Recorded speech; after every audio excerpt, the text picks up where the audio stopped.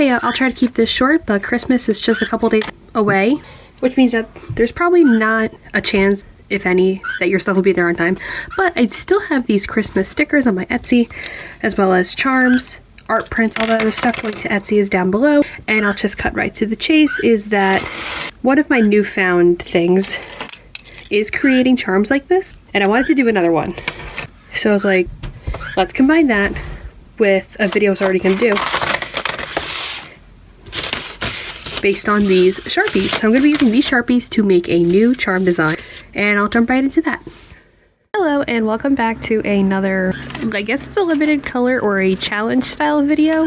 I honestly have had these Sharpies forever, and I'm going to be completely honest, the only reason I bought these Sharpies was because I use those receipt scanning apps, or at least one of them, and I got a certain amount of points back if I had bought $5 in Sharpies. And when I was at my local Dollar General, this was like months ago, I saw that they were having single Sharpies for back to school time, and they were like 90 cents a piece, which is cheaper than the dollar store for like their special colors.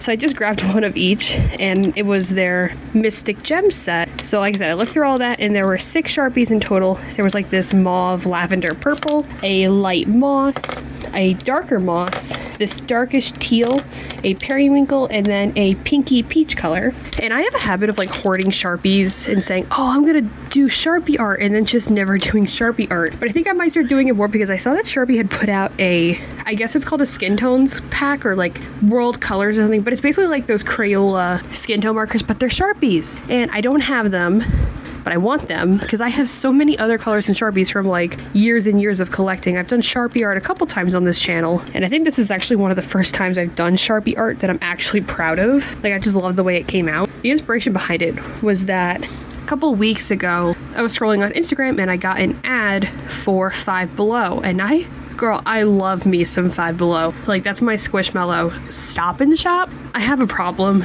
I actually get a lot of stuff from Five Below. I got a bunch of markers from Five Below that I did a video review on. I've gotten gel pens from Five Below that I absolutely adore. I even got 400 GSM watercolor paper. I think it was 40 sheets of, 300 GSM watercolor paper, 9x12 for $5.25. And the 36 count watercolor paper, that's the same GSM 300 from Canson, is like, okay, I actually just looked it up. So the Five Below paper is 300 GSM, 40 sheets for $5.25. The Canson XL watercolor paper, same GSM, but it's 36 sheets, is currently being sold for $14. So that's less than half the price. So I love me some Five Below, and I just went on a whole tangent about watercolor paper. This isn't even about that. The point is, Five Below is seriously like looked over in the terms of anything, like art supplies too. They also have canvas paper, which is basically just like the loose part of a canvas without being stretched. I personally prefer that. They have that. I love Five Below. I have no idea where I was going with duh, fucking ADHD. The point is, I found an ad on Five Below for this grow your own, it was either grow your own or just already pre-done crystal turtle desk ornament. And I was like, wow, that's pretty. I want to draw something like that. But I didn't want to do a turtle because I didn't want to take too much, like, copy it from the design. So I decided, let's draw a frog. Because I've drawn frogs before. I love frogs. And I also got the inspiration because I was originally going to do a crystal garden. I don't know if you've ever seen people do clay crystal gardens. It's like flowers, a bunch of crystals. I was going to do that on the back of the turtle, just like the sculpture. But now that I was doing it on a frog, I was like, okay, what else can I do? And the only thing coming to my mind was, like, he has the crystals and the flowers, but I also wanted to put like a mythical jar on his back, and he kind of ended up looking like a Bulbasaur, but that isn't what I was going for. He's still super cute, and it looks enough not like Bulbasaur for me to be confidently say, yes, I drew that. It's not Bulbasaur. Hi, Lydia. Yes, but like, so I started coloring, and I wanted to only use the Sharpies. So I only had 6 colors, so I had to figure out how to layer them and see which combinations work. And I ended up doing, green for the frog.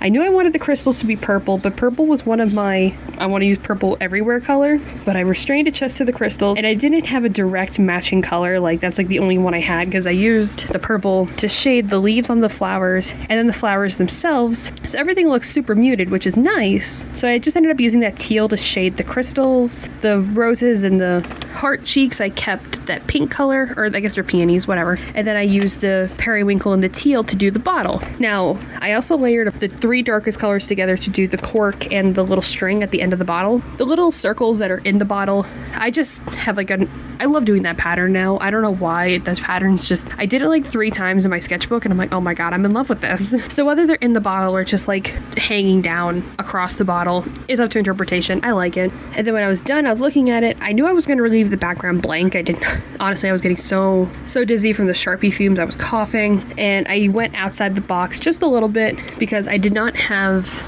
a light gray Sharpie. I have a gray Sharpie in my collection. It's just really dark. So I actually went with an Ohuhu marker. Was it 00 Cool Gray 00, and just filled that in just so it looks different from the background, and I really like it, and I hope you guys like it too, because this is going to be an acrylic charm on my Etsy shop. When I did that Vogue Race review a couple weeks ago, includes paid promotion, because by YouTube standards, if you're receiving anything in value for a review or a video, you need to put that in. Vogue Race had sent me an email saying, hey, since this was your first order, at least I'm assuming that, like, thank you for your order, we'll give you $20 off your next order if you do a review. That's honestly why I did it. So I can afford these little frog charms, and they're so cute, and they're on the way currently. I will obviously let you guys know when those come in.